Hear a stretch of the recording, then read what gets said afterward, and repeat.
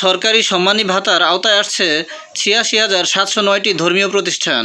চলতি অর্থবছরে সরকারি সম্মানী ভাতার আওতায় আসছে দেশের ৮৬,৭০৯টি ধর্মীয় প্রতিষ্ঠান। এর মধ্যে ৮২,৬৫৬টি মসজিদ, ৩,০০০ মন্দির, ৭৫২টি বৌদ্ধবিহার ও ৩০১টি গির্জা রয়েছে। এসব ধর্মীয় প্রতিষ্ঠানে কর্মরত মোট ২,৫৬,০৭৪ জন ধর্মীয় নেতা এ সুবিধার আওতায় আসবেন। চলতি মাসেই প্রধানমন্ত্রী তারেক রহমান এই কার্যক্রমের আনুষ্ঠানিক উদ্বোধন করবেন। সোমবার ১০ আগস্ট ধর্ম বিষয়ক মন্ত্রণালয়ের এক প্রেস বিজ্ঞপ্তিতে এসব তথ্য জানানো হয়েছে। এতে বলা হয়েছে, সরকারের নির্বাচনী ইশতেহার বাস্তবায়নে মসজিদের ইমাম, মুয়াজ্জিন, খাদেম এবং অন্যান্য ধর্মীয় উপাসনালয়ে কর্মরত ব্যক্তিদের জন্য মাসিক সম্মানী ও প্রশিক্ষণ ভিত্তিক কল্যাণ ব্যবস্থা চালুর লক্ষ্যে গঠিত সেলের সম্প্রতি অনুষ্ঠিত এক সভায় এই সিদ্ধান্ত নেওয়া হয়।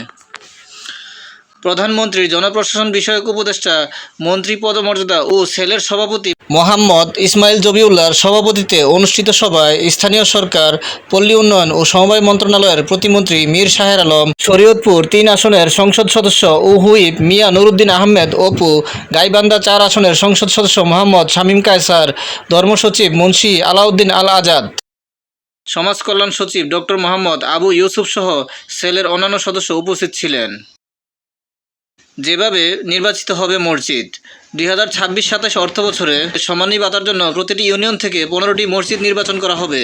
পৌরসভাগুলোর মধ্যে ক শ্রেণীর পৌরসভার প্রতিটি ওয়ার্ড থেকে 4টি, খ শ্রেণীর পৌরসভার প্রতিটি ওয়ার্ড থেকে 3টি এবং গ শ্রেণীর পৌরসভার প্রতিটি ওয়ার্ড থেকে 2টি মসজিদ নির্বাচন করা হবে।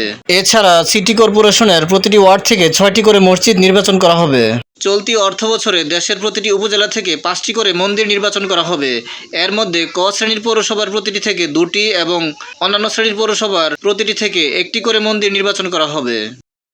অবশিষ্ট মন্দির ইউনিয়ন পর্যায় থেকে নির্বাচন করা হবে। অন্যদিকে বৌদ্ধবিহার ও গির্জার সংখ্যা জেলাভিত্তিক 25% হারে নির্ধারণ করা হবে। কে কত সম্মানী পাবেন? এই কার্যক্রমের আওতায় নির্বাচিত মসজিদের ইমাম, মন্দিরের পুরোহিত, বৌদ্ধবিহারের অধ্যক্ষ ও গির্জার যাজক প্রত্যেকে মাসে 5,000 টাকা করে সম্মানী পাবেন। এছাড়া মসজিদের মুয়াজ্জিন, মন্দিরের সেবায়েত, বৌদ্ধবিহারের উপাধ্যক্ষ ও গির্জার সহকারী যাজক পাবেন 3,000 টাকা করে। মসজিদের খাদেমকে দেওয়া হবে মাসিক 2,000 টাকা। সম্মানীর এই অর্থ সরাসরি উপকারভোগীদের ব্যাংক হিসাবে ইলেকট্রনিক ফান্ড ট্রান্সফার বা ইএফটির মাধ্যমে পাঠানো হবে। বাজেট 1,100 কোটি টাকা।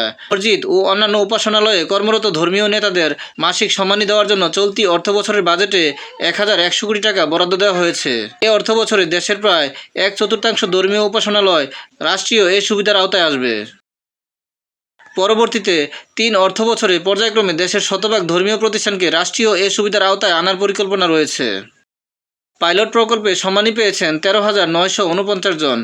ধর্ম বিষয়ক মন্ত্রণালয় জানিয়েছে, সরকারের নির্বাচনী ইশতেহার বাস্তবায়নের অংশ হিসেবে 2025-26 অর্থবছরে পাইলট প্রকল্পের আওতায় দেশের 6,017টি নির্বাচিত ধর্মীয় প্রতিষ্ঠানের ইমাম, মুয়াজ্জিন, খাদেম, পুরোহিত, সেবায়েত সহ অন্যান্য ধর্মীয় উপাসনালয়ে কর্মরত মোট 13,949 জনকে প্রথমবারের মতো সম্মানী দেওয়া হয়। সরকার গঠনের 1 মাস না পেরোতেই গত 14 মার্চ উসমানী স্মৃতি মিলনায়তনে প্রধানমন্ত্রী তারেক রহমান এই কার্যক্রমের উদ্বোধন করেন। ভিডিওটি ভালো লাগলে লাইক, কমেন্ট ও শেয়ার করে দিবেন এবং চ্যানেলটি সাবস্ক্রাইব করে পাশে থাকার অনুরোধ জানিয়ে সকলের সুস্বাস্থ্য কামনা করে এখানেই শেষ করছি। আসসালামু আলাইকুম।